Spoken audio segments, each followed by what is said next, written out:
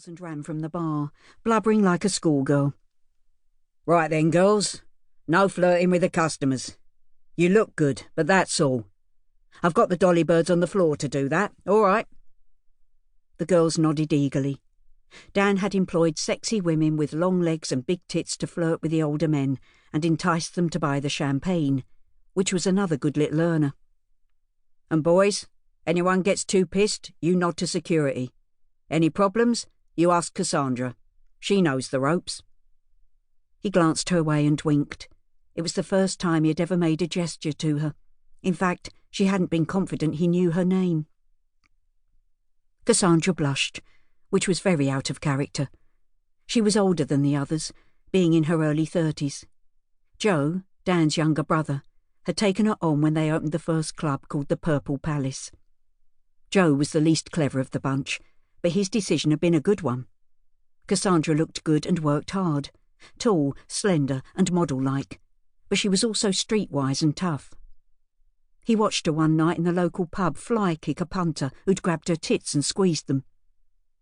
She had been polite enough to say, "Do that again and I'll fucking floor you." The idiot laughed and did it again. Before he blinked, she had swung her leg around and with a huge blow knocked him clean off his feet. Cassandra continued to collect glasses, stepping over the concussed punter, who never returned to the pub. So Joe snapped her up by offering more money and status. Of course, she grabbed the opportunity with both hands. Dan clocked Cassandra's embarrassed glow and had a sudden urge to give her a hug. But he had a club to open, and no time for fussing.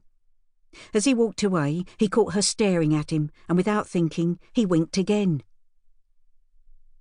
The punters arrived in their droves, filling Dan's palace with faces, footballers, and wannabe wags.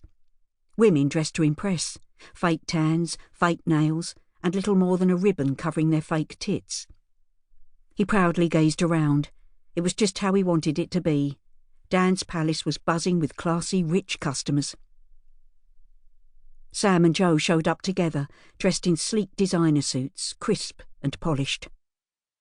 "Here, what's with the flash Rolex and Armani whistles?" Dan gently punched Sam in the chest. "And you, Joe? What do you call this little old bit of rag?" He laughed.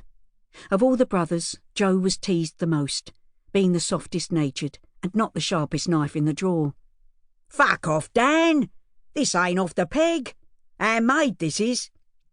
He opened his jacket to show the lining. "Oh, yeah, it's Primarco's," he giggled. Dan hugged Joe. "You look great, and it's good to see you." "I've left old Sid running Sam's," said Sam. It sounded funny, saying his own name, but each brother had a club named after them. "Course, I bet he loves that, eh?" Sam laughed and nodded.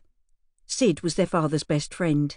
He'd helped run the scrap business when they were kids, and they looked up to him as an uncle. Since their father had sold the yard, he'd gotten bored and turned to the drink more than he should. So a few sessions in the clubs, acting as manager, kept him straight, much to the relief of his wife, Shirley. "And what about Joe's?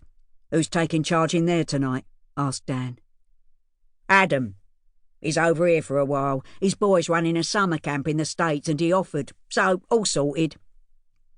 Dan had faith in Adam.